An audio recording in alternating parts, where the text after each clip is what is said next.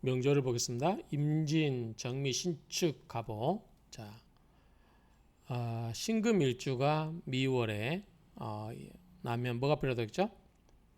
일단은 뜨겁고 조열하니까 기토가 있고 임수가 있고 임수가 또 뭐 해야 되죠? 경금이 있다고 했죠. 근데 기토는 이 미토 속에 지장간에 있잖아요. 그러니까 임수하고 경금이 있으면 좋다고 그랬죠. 근데 임수가 여기에 있죠.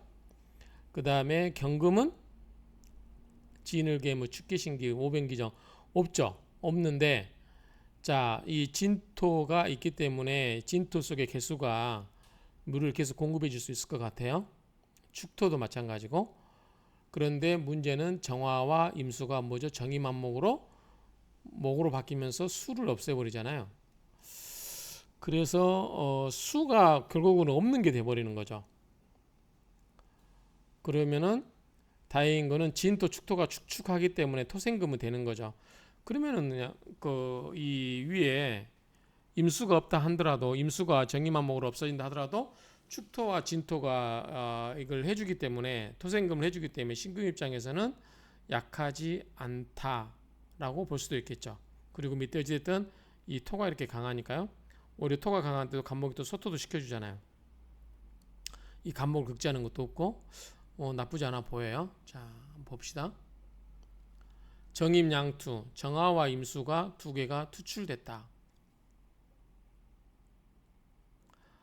그런데 대기지명이다. 크게 기여했다. 갑자기 두 개가 투출됐으니까 크게 기여한 명조다. 자, 논리가 너무 비약으로 띄어버렸죠. 그래서 왜 그러면 정화와 김목이 임수가 있으면 대기하게 되는지 이에 대한 설명이 좀 부족한데 우리가 이제 알아봐야죠. 어떻게 왜 그런지. 자,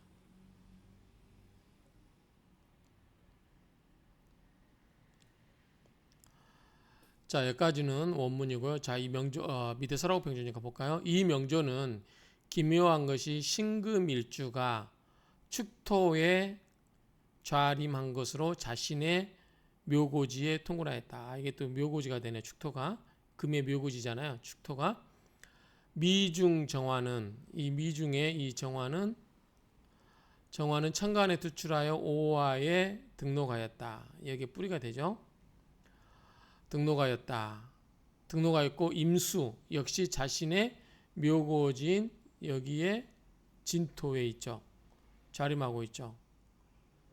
그래서 정임으로 합살하였으니 귀하게 된다.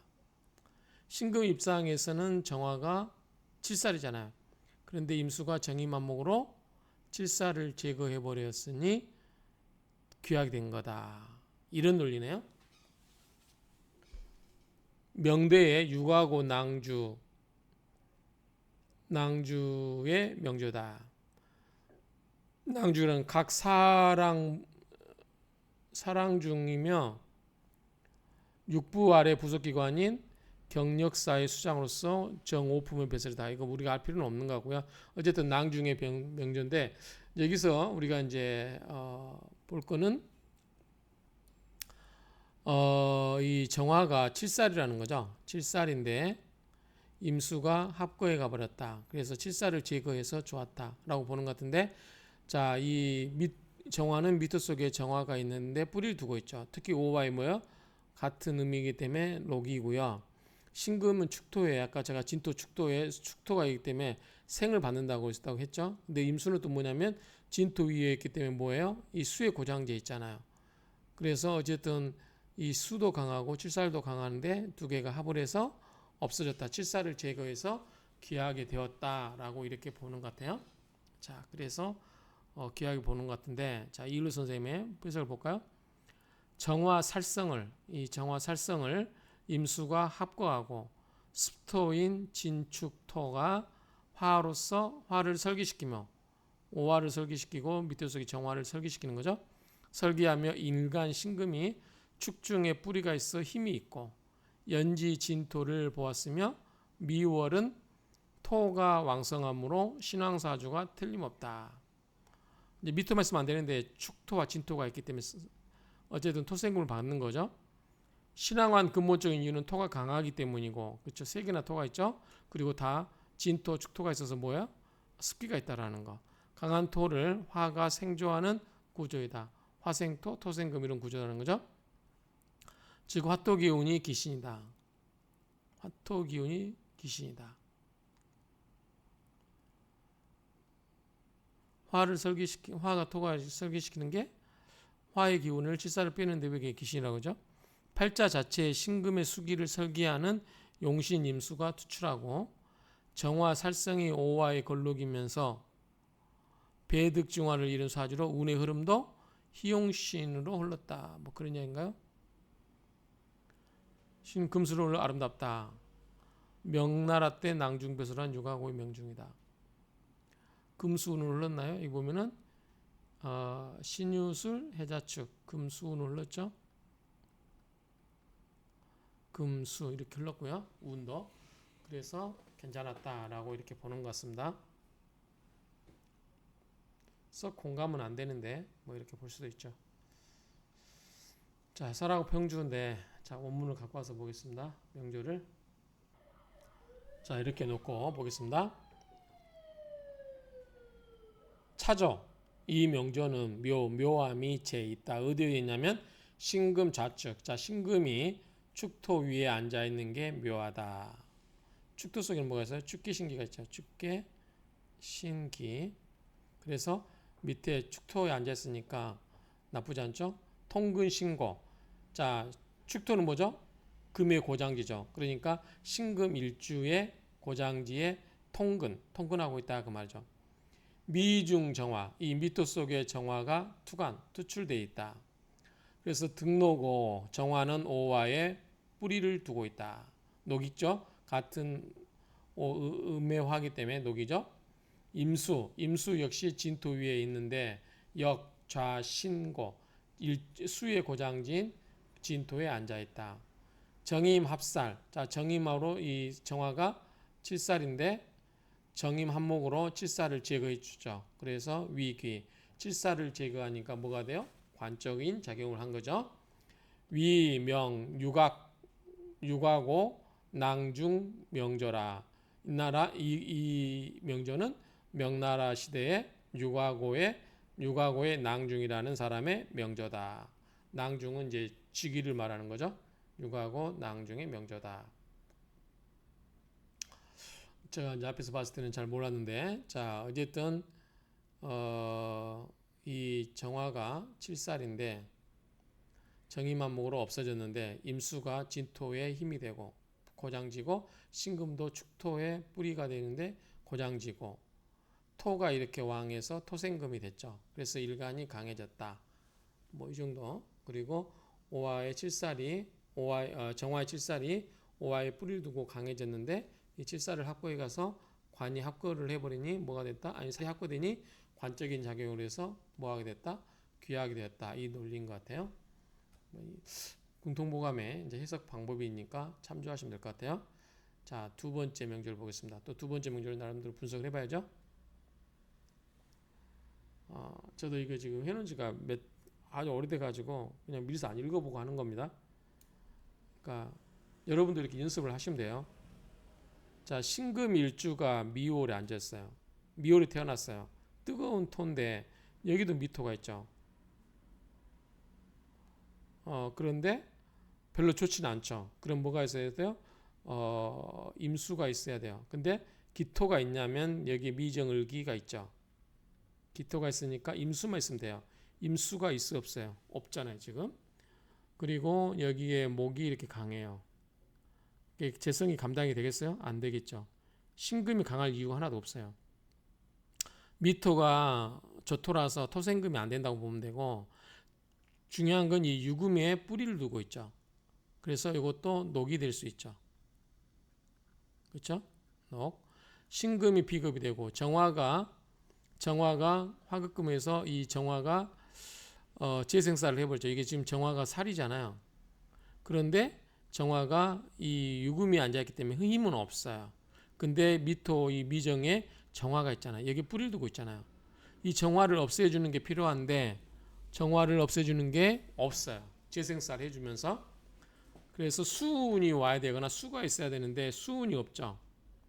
그래서 임계, 해자축. 그래서 운에서 이렇게 와주니까 괜찮지 않았을까라고 생각되는데요. 자, 한번 볼까요? 칠살 무죄, 칠살 정화가 무죄, 극지함이 없죠. 수가 없으니까. 그래서 빈고 종신토록 빈, 가난하고 고통스러웠다. 그렇게 보는 게 맞네요. 이거는요. 정화가 힘이 없어요. 그러니까 정화가 극지를 안 받고 있어요.